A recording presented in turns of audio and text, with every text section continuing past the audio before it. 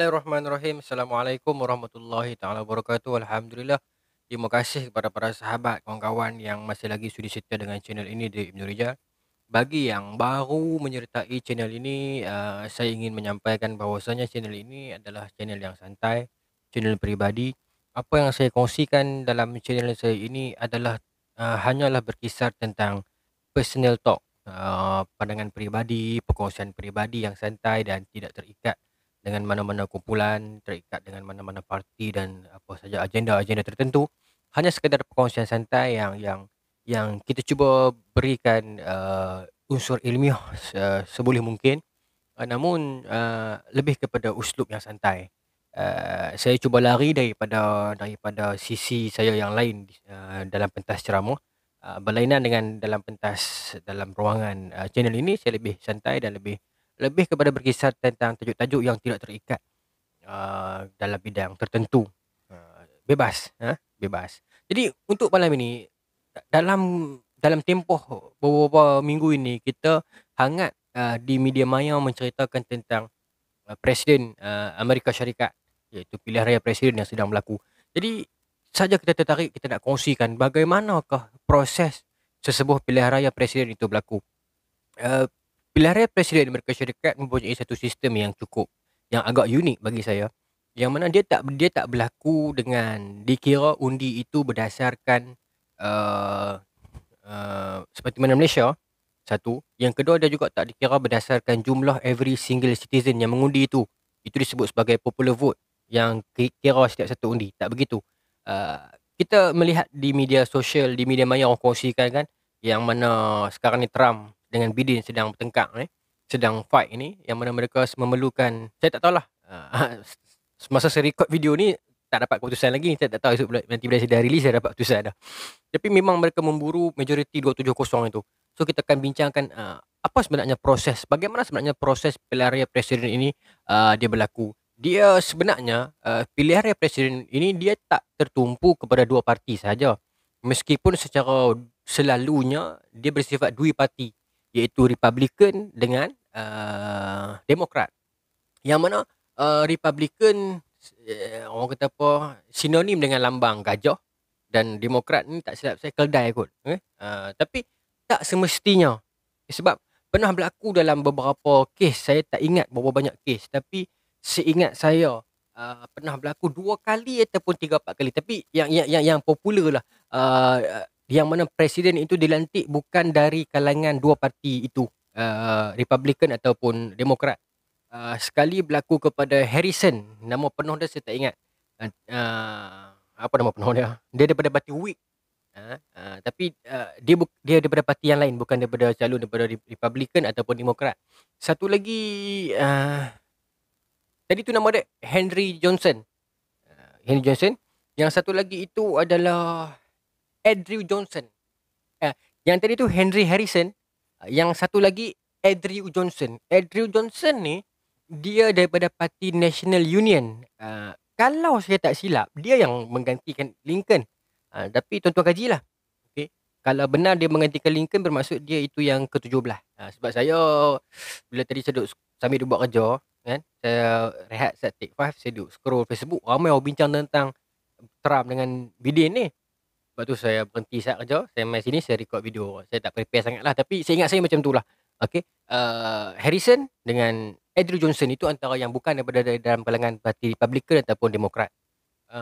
Tentunya pilihan presiden ini menarik kerana setiap presiden itu sudah ada bersama mereka calon timbalan mereka, naik presiden mereka.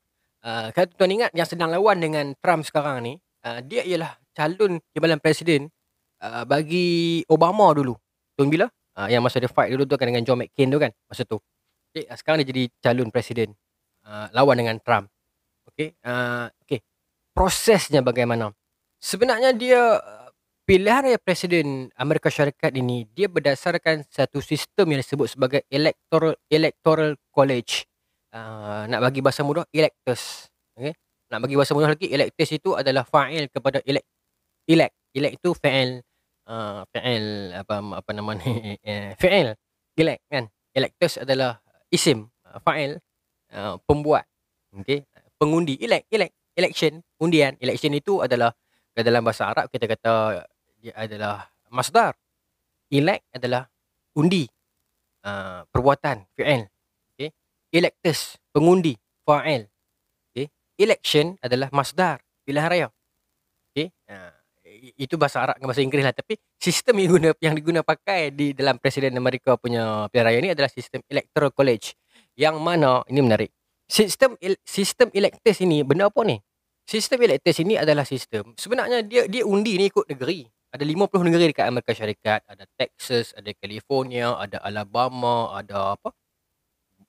Tuan kajilah, Yokohama lah, apa macam-macam negeri, Arizona and so on kan. Banyak 50 negeri. So, dia berlaku pengundian di setiap negeri itu. Maka akhirnya akan dikeluarkan. Contohnya California. Okey, untuk California siapa menang? Biden ni ke Trump ni menang? Kan? Untuk Texas siapa menang? Trump ke ataupun McCain ke Obama menang? Dia macam tu. Dia menurut negeri. Dia mengikut negeri. Dan yang betul-betul memainkan peranan adalah populasi juga. Sebab kalau diukur ikut negeri saja, so dia macam tak fair sebab ada negeri yang rakyat dia ramai, ada negeri yang rakyat dia tak ramai populasi dia. So bagi mengimbangi itu, okay, kalau tidaklah contoh kan, ada wilayah dekat Amerika yang kecil. Saya tak tahu lah dia mana yang kecil, ada yang kecil, ada yang banyak yang kecil. Ada satu daerah tu 4 dia punya electors dia, daerah dia dalam dia. California berapa banyak? 50 tak silap saya. So tak fair kan? Sebab kalau dia menang satu negeri kecil, dia dah kira satu undi. Untung agak dia. Member dia menang satu negeri besar, satu undi juga. Sedangkan populasi ni lebih ramai, populasi ni lebih sikit. So tak fair. So untuk menjadikan dia fair, dipecahkan dalam setiap negeri itu daerah. Okay? Pilihan raya dia ikut daerah. So kita katakan dalam orang kata apa, California kita katakan ada 50 daerah. Contohnya saya tak ingat secara spesifik. Tapi banyak daerah dah, tak silap saya 54 kot. Ataupun 52. Okay. So di setiap daerah dalam California itu ada undi. Itu disebut sebagai setiap satu daerah tu mewakili satu undi. Undi dalam tu dulu. Satu okay. Okay, katakanlah dalam California dapat ada 50 kerusi, 50 undi. So dalam 50 itu 45 undi kepada Trump. Macam tu. So kita dapat 45 daripada Trump. Macam tu lah. Tapi dia dalam within daerah tu, within negeri tu dulu, dia dapat kat siapa? Okay. Kemudian jumlah itu campur dengan 2 senat. Campur dengan 2 senat. Sebab ada 2 senator di setiap negeri. So jumlah undi itu campur dengan 2 undi daripada senator di setiap daerah itu. Dapatlah undi untuk certain calon yang dipilih itu. So keseluruhannya baru kita dapat tahu, okey, untuk California ini dia vote for siapa. Okay, untuk Texas ini dia vote for siapa. Untuk Alabama ni dia vote for siapa. Untuk Arizona ni dia vote for siapa.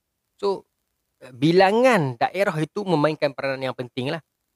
Tetapi kita tak sebut sebagai bilangan daerah sebab campur dengan 2 senator. So dia jadi electors. Bilangan electors itu panggil electoral college punya sistem. So bilangan electors itu memainkan peranan. So total ada berapa electors dalam Amerika Syarikat ni bila pecahan daerah-daerah campur dengan 2 senator itu, ada dalam 538 electors. 538 electors yang mewakili daerah-daerah dalam setiap negeri dan mewakili setiap daerah itu dia ada 2 orang senator dia. So 538. Okey. Dia bukan kalau negeri dah 50 negeri kan. Ini electors. Bilangan electors, nak senang amat, bilangan electors lah, itu yang memberikan peranan yang penting. So 538 itu yang dicari oleh setiap presiden ini. Tapi of course lah, mana mungkin dia boleh dapat sampai semua undi dekat depa. Jadi untuk mendapatkan majoriti ataupun 2/3 yang diperlukan, bahagi je lah, iaitu 270. Itu yang angka yang selamat yang perlu didapatkan oleh setiap seorang calon presiden. So bila dia menang, dia punya calon timbalan dia pun menang sekali lah. Okay? Dan kemudian dia akan set upkan dia punya tim.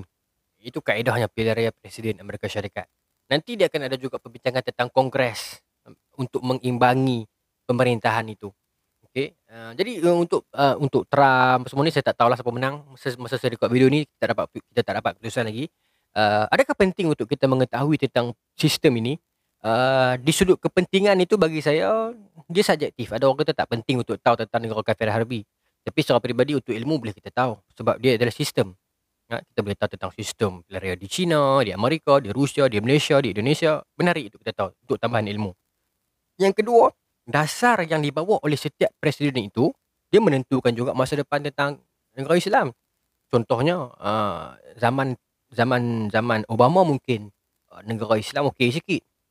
Tak ditekan seperti mana zaman Bush dan sebagainya. Saya kira itu mungkin memainkan peranan juga untuk orang Islam ambil tahu sikit lah. Ambil tahu sikit lah at least. Okay? Tentang dasar-dasar mereka. Trump mengumumkan tentang Jerusalem sebagai ibu negara Yahudi. Dan John Biden juga. Saya tak tahulah. Ada orang bincang tentang John Biden ini, Joe Biden ini dia lebih kepada pro kepada war. Tapi dia one of team daripada Obama. Menarik untuk tuan-tuan baca. Poin saya adalah baca buku banyak. Bila baca buku banyak-banyak, kita akan banyak tahu banyak benda lah. Dan tuan-tuan akan saksikan majlis pemahsyuran. Dia ada bahasa Inggeris dia tahu. Inauguration of President. Majlis pemahsyuran Presiden lah bahasa Melayu dia. Yang dibuat selepas kemenangan itu. Dahulunya bulan Mac, kemudian diubah kepada bulan Januari sebab duit tak cukup dan sebagainya. Tapi nak bagi tahu, dia berlaku di banyak tempat dalam sejarah Amerika Syarikat. Okay. Yang menarik dia, kalau tuan-tuan boleh cari satu footage, setiap kali presiden itu dimasyurkan, dia akan diberikan kepada the Bible untuk diangkat sumpah. Sebenarnya dalam perlembagaan Amerika tak wajib pun pegang Bible tu. Okay. Tapi dah jadi budaya mereka, Bible tu dipegang untuk angkat sumpah.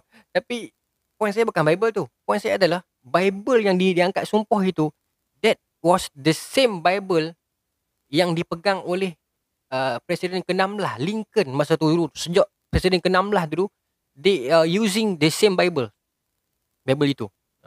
Okay. Itu yang menarik dia lah.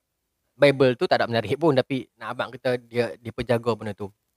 Kemudian berlaku juga dalam sejarah Amerika Syarikat yang majlis angkat sumpah presiden itu secara mengejut, ad hoc, secara kecemasan, secara tiba-tiba, secara bukan dalam majlis yang inauguration majlis tu, bukan dalam majlis pemasyuran tu, tapi majlis lain. Saya bagi contoh pelantikan presiden yang ke-6 lah. 16 tu apa, Lincoln. Ini 36. Okey, 36. Kennedy, betul? Kennedy 35. 36. Lyndon Johnson itu timbalan kepada Kennedy. Selepas Kennedy ditembak, dalam proses 2-3 jam itu, cepat-cepat depa sebab negara kehilangan presiden. So Lyndon Johnson ini dilantik di dalam majlis angkat sumpah yang berlaku dalam Air Force One. Ini dalam sejarah Amerika Syarikat. Berlaku dalam majlis Air Force One. Dilantik Lyndon Johnson ini sebagai Presiden Amerika yang ke-36 dan majlis itu berlangsung dalam pesawat. Sebab ad hoc, kalut-kalut, kecemasan kan, negara tidak ada presiden mati. So dilantiknya itu ketika itu. Okey, dan majlis pelantikan itu dihadiri oleh isteri Kennedy, yang masa isteri Kennedy mai tu, saya tak tahu wajib ataupun tidak dia mai, tapi dia ada masa tu. Dan dalam sejarah Amerika Syarikat dia catatkan masa dia datang tu, dia masih lagi berpakaian yang sama dalam majlis Kennedy tu, yang mana masih ada cebisan darah Kennedy dekat baju dia semasa dia menyaksikan angkat sumpah Lyndon Johnson dalam Air Force One pada tahun 1963 tu. Menarik sejarah ini. Cuma kalau kita bincang dari sudut konspirasi, semua ni panjang lah kan, macam mana mereka dah prepare dah benda tu, seolah-olah macam mereka tahu Kennedy akan ditembak dan sebagainya. Itu bab yang lain. Tapi hari ni saya nak kongsikan lebih kepada akademik dan nilai-nilai ilmiah dan politik. Begitu. Tapi sejauh mana perlunya ada bini Kennedy di situ, saya tak tahu. Okay, tuan-tuan boleh kajilah. Tapi menarik. Dan pernah juga berlaku pengisytiharan presiden itu di tempat-tempat lain semasa musim perang dan sebagainya. Saya dedahkan ini untuk tuan-tuan baca lagi. Okay, luas lagi. Okay, pembacaan agar kita menambah ilmu dan fakta dalam diri kita. Jadi saya kira itu sedikit sebanyak tentang sistem pilihan presiden Amerika Syarikat. Yang mana ingat dalam hati kalau orang tanya kita ke, dia pakai sistem apa? Electoral College, yang mana diundi berdasarkan diambil kira kerusi itu adalah kerusi daerah tu. Kan dicampur dengan 2 kerusi senator tu. Disebut sebagai electors. Okay? Dan mereka memerlukan majoriti 270 at least sebab nak balance dengan 538 jumlah total electors yang ada di Amerika Syarikat. Jumlah negeri di Amerika Syarikat ada 50 buah negeri. Okey, jadi itu sikit sebanyak perkongsian daripada saya. Mudah-mudahan kita dapat tambahkan ilmu dan kita banyakkan membaca. Assalamualaikum warahmatullahi taala wabarakatuh. Tepuk tangan sikit.